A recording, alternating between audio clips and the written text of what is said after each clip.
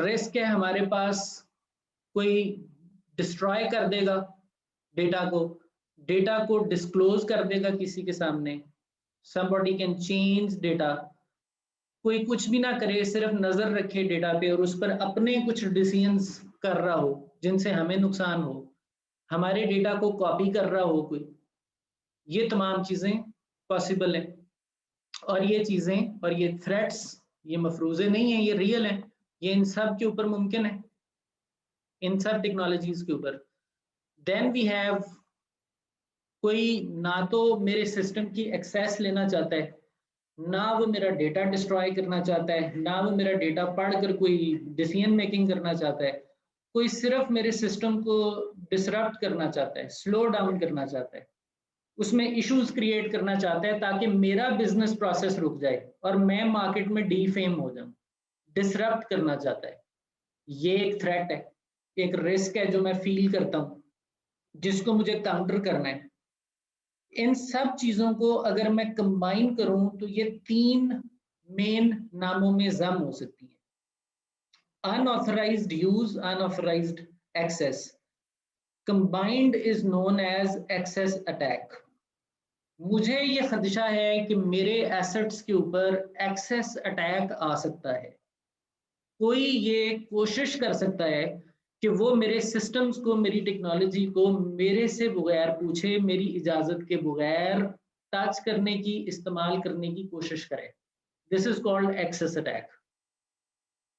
फिर मुझे ये खदशा है कि मेरे सिस्टम्स को, मेरी टेक्नोलॉजी को, which is software and hardware, कोई शख्स डिस्ट्रॉय कर सकता है, डिस्क्लोज कर सकता है, किसी और के पास को मॉडिफाई कर सकता है, इंस्पेक्ट कर सकता है, रिकॉर्ड कर सकता है। All this together is known as eavesdropping.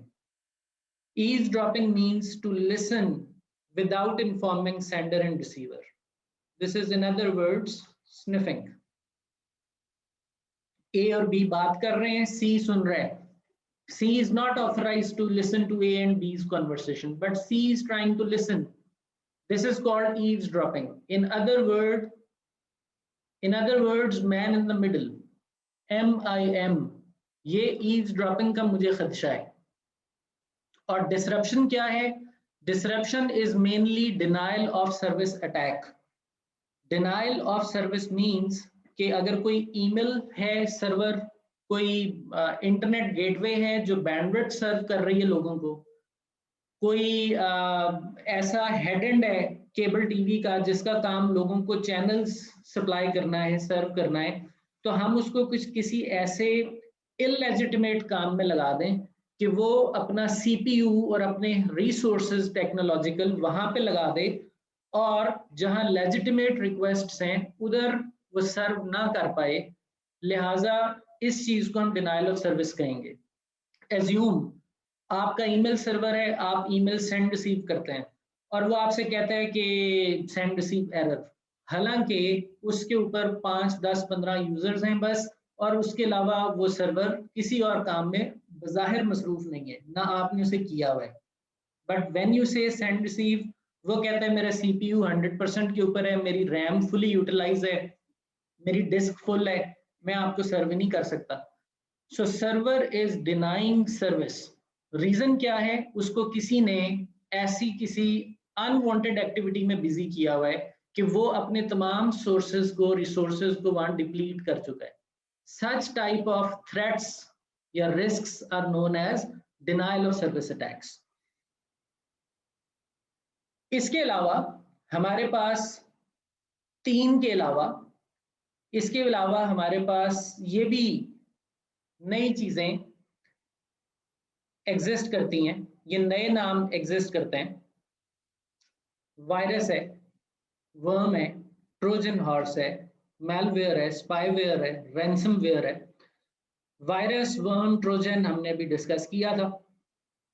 Malware क्या है?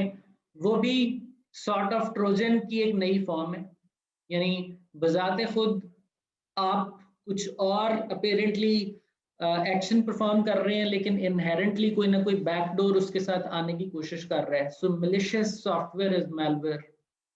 स्पाईवेयर ऐसा सॉफ्टवेयर जो आपके क्रेडिट कार्ड या आपकी यूजर नेम पासवर्ड्स की इंफॉर्मेशन को स्टील कर रहा है बिहाइंड द सीन्स, और बज़ाहिर वो कोई गेम है जो आप प्ले कर रहे हैं, this is called spyware.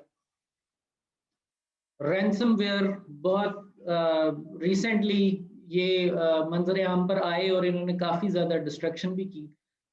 Ransomware software क्या करता है, वो आपके सिस्टम में आके आपके क्रिटिकल डेटा को लॉक कर देता है, एनक्रिप्ट कर देता है, और इस तरह एनक्रिप्ट करता है कि आप ही उसे डिक्रिप्ट नहीं कर पाते अनलेस एंड अनटिल आप पे करें उस शख्स को जिसने आपके डेटा को एनक्रिप्ट या लॉक कर दिया है।